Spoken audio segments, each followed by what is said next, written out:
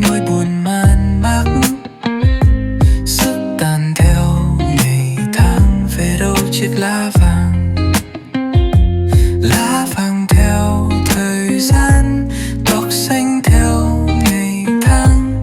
Mây vẫn cứ lang thang, ngày sáng đêm lại tan. Về đâu chiếc lá vàng, tìm đâu chiếc lá vàng.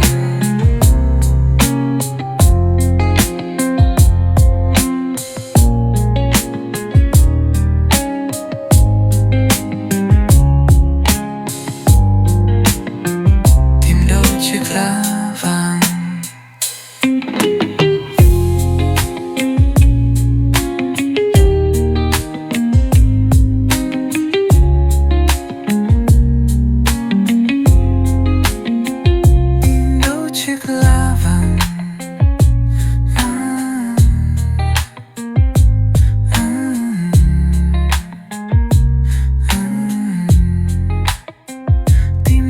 Chiếc lá vàng.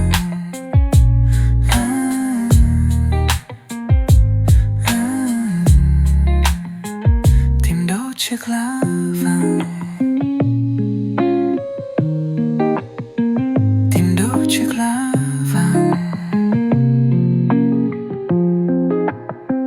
Tìm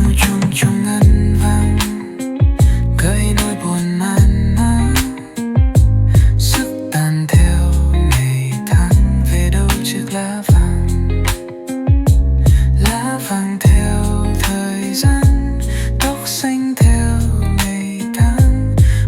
Vẫn cứ lang thang, ngày sáng đêm lại tan. Về đâu chiếc lá vàng. Tìm đâu chiếc lá vàng.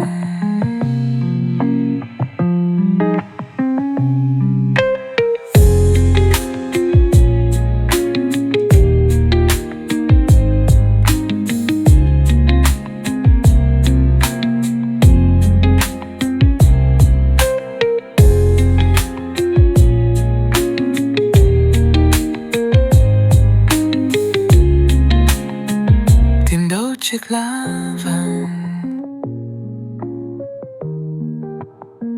Tìm đâu chiếc lá